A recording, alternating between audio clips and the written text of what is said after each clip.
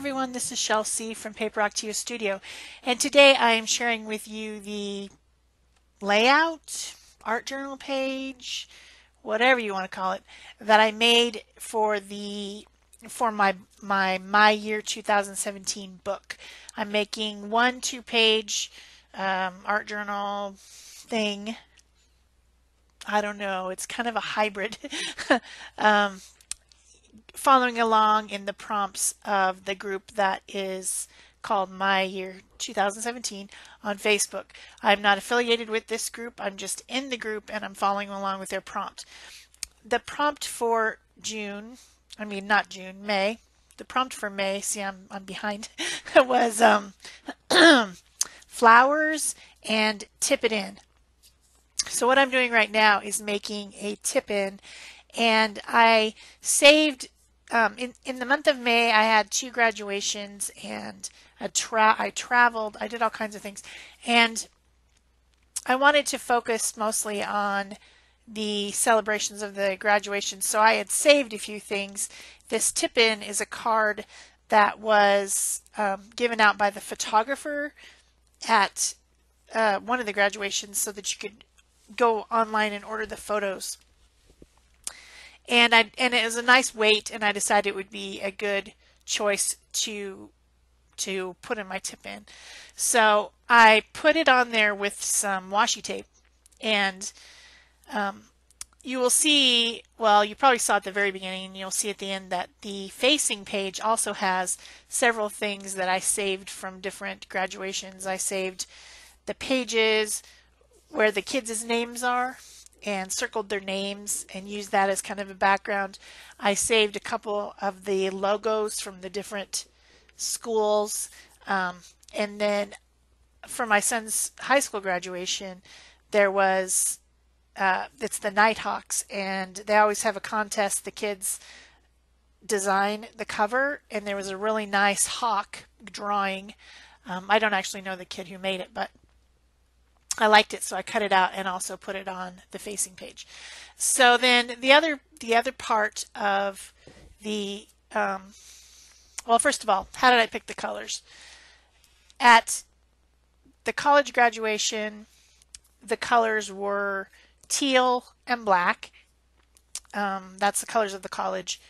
So I wanted to highlight that turquoise teal color.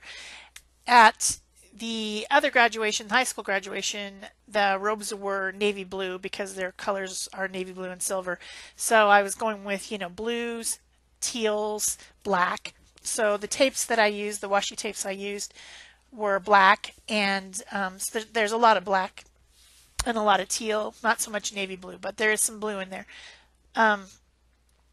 Also, the month of May has Memorial Day at the end, which is the kickoff of summer for most people. And that teal color reminded me of water and the pool. We opened the pool. Of course, I live in Arizona, so pretty much all of us have a pool. And so I had opened the pool, so that color was also a good choice for the month. So I'm just doing some paper painting now. I've picked out some different teal and turquoise colored jelly deli paper, jelly printed deli paper, and I'm just making a background by putting different pieces on in different areas, not real concerned about where I'm putting them per se. So I put on those pieces of paper using a Liquitex fluid medium and an old hotel key card so that I could really spread out and try to get all the bubbles out of the paper. When I am using a lightweight paper like deli paper, I tend to use the fluid, also with napkins, things like that. And then when I'm using a heavier paper, I tend to use the gel matte medium. I pretty much always use the matte, except for in the case of when I have something shimmery or shiny and I don't want to ruin that shimmer, shine, glitter. I use a glossy then at that point. So then I decided, since it's the kickoff of summer, and when I was driving back this last weekend, I saw a whole bunch of those wild sunflowers along the road in between Phoenix and Flagstaff. Used to see those a lot when I lived in Kansas, and they're, I always thought they were kind of a Kansas thing, but I did see a big bunch of them, a big field of them. So they kind of seemed summery, sunflower, yellow, summer. So that's the type of flower I decided to make. And I thought of a lot of different ways that I could make flowers. I mean, there's a million, flowers are probably the most common thing that we make in art. It seems like everyone likes to make flowers. Um, and I thought about different techniques I could use. And you know what? The most relaxing thing to me is to paper paint. And I really need to relax right now. I'm, I really, really need to relax. So I just decided to paper paint. And I'm not even cutting or paper piecing anything. I'm just tearing paper. This is completely 100% done with torn paper. Some of the papers that I'm using are heavier and others are lighter, so I decided to go ahead and use my gel pasty type of matte medium. And I started out with the stems and then some leaves. I'm thinking about my composition, but I didn't draw anything. I didn't sketch anything. I didn't make any lines to try to keep my composition going in the right direction and the way it's supposed to be. I just simply am gluing paper, and this is the most relaxing thing and the most art therapy thing that I can do. I just love this process. So I did the whole page, the whole facing page, doing this process. I think I already told you why the colors. Different greens here. I've got some lighter greens, some darker greens, some that have a lot of pattern, some that don't, some that are very translucent and just kind of give the hint of green. So like where I put two leaves together, I might use the real translucent one and then the heavier weight one, and one seems to shine through the other. I like the look of that. On the background, some of the paper had areas that had no paint on them at all, and the white is coming through, kind of shining light through the leaves. But I mean, these are things that I think about and that I have ideas about, but not necessarily thinking real hard about them when I'm doing this process. So then I get out the yellow. I have these color boxes of different scraps of paper that I store in these little plastic boxes. And I got out the yellow. I can see that I need to make more yellow. I guess I use a lot of yellow. I don't know. But this box was actually pretty thin in what it had in it. But some of it is under paper from back when I used to use newsprint on my desk under all the projects. And it would get all painty and, lots of layers of stuff on it. And when it got too dirty, I would change it. But since I've been making videos, I don't do that anymore. I use a nonstick craft mat. This black one in the background is from, I ordered it on Amazon, and it's what you could put in the bottom of your oven to keep it clean. It's an oven mat, but it's made out of silicone of some sort. It's nonstick, so it works great for my desk. Of course, it was a lot cheaper than like buying the craft mats from Ranger. They're more expensive. That's what most people use.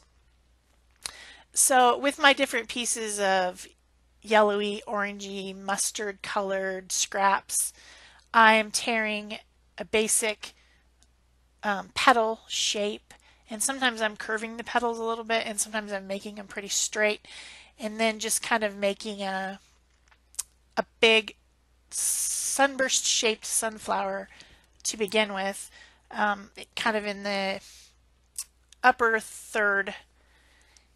You know how I've told you guys before, you divide your page in thirds and then try to make your biggest focal area where one of those lines intersects.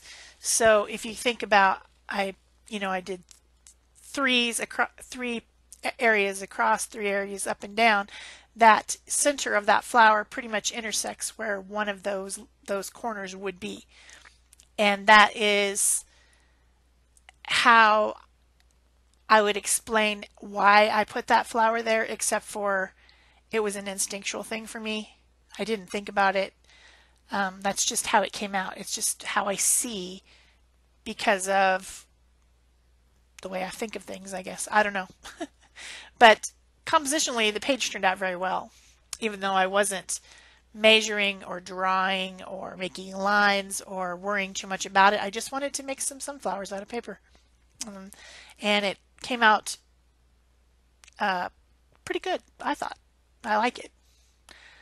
I like it a lot. So I thought that my second flower would be kind of turned away from you so that you'd only see just one side of the petals. You know what I mean? The center would be turned so you wouldn't be able to see the petals on the top side. But then I did end up changing that. So I start out making it that way, and I actually, that petal is very curved because I wanted it to curve up as if the flower was flipping over. That was my idea, but then I ended up putting petals all the way around and making it a front-facing flower because it didn't look right after I did the third one. You can always change your mind. There's nothing stuck in stone. Even when it's glued down, you could peel it off if you had to, because this dries pretty quickly, but not so quickly that you couldn't peel something off if you wanted to. I don't usually do that, but so see how that one looks like kind of a half flower, like it's turning away from you. But then I ended up making this one down at the bottom a turned away from you flower. So then I had two turned away from you flowers and one facing, and it didn't look right. So I ended up making two facing flowers and one turning flower. I hope that makes sense. That's not technical terms. That's just how I think of it. So this one at the bottom is smaller. Maybe it's a baby flower. I don't know. But I tried to tear the petals a little bit smaller. And you can see how the floor of my studio gets really like covered in paper. It's exactly from this type of process. All those little pieces, I will try to put them in the trash. I will try to gather them up and put them in the trash, but ultimately probably half of them end up on the floor. And then later I'll be crawling around on the floor trying to throw away little pieces of paper, and I'll see them and think, oh, they're so pretty. Look at this pretty yellow one. I love this. I'm going to save this. That's just what's going to happen. So I'm just about done with the paper painting portion of the event, and I'll be adding in some details afterwards. So at the end, you'll be able to see that other facing page that has all the different elements that I collaged onto it, including a photo and you know, the different things that I was talking about that I had saved from the graduation. And I did blur out all the names because I don't have permission from those people to show their names on a video. So, I mean, I guess technically it's printed in a brochure that I didn't make, so I guess it would have been okay, but I just went ahead and blurred them. So when you see that photo and you're like, oh, parts of this is blurry, you'll know why. So that is the ATC that I made live in the month of May, and I really wanted to include it in my layout, but I just couldn't find a place for it. So I've been trying to save the ATC and the tag that I make, you know, just as like kind of time markers of what I made during that month. Because this is kind of, it's a book about the year, what I did during the months, and kind of a time keeper and a combination, in this case, really of a scrapbook page and an art journal page, because I do have photographs on it. I don't know. This is a strange hybrid book, but it really, at the end of the year, I'll be able to flip back through it and say, oh, yeah, that's what I did then.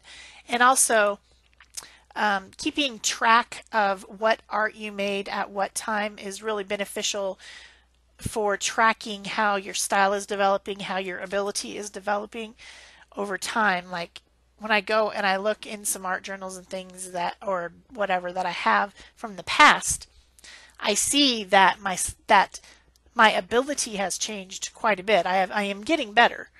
I'm not perfect, but I'm getting better.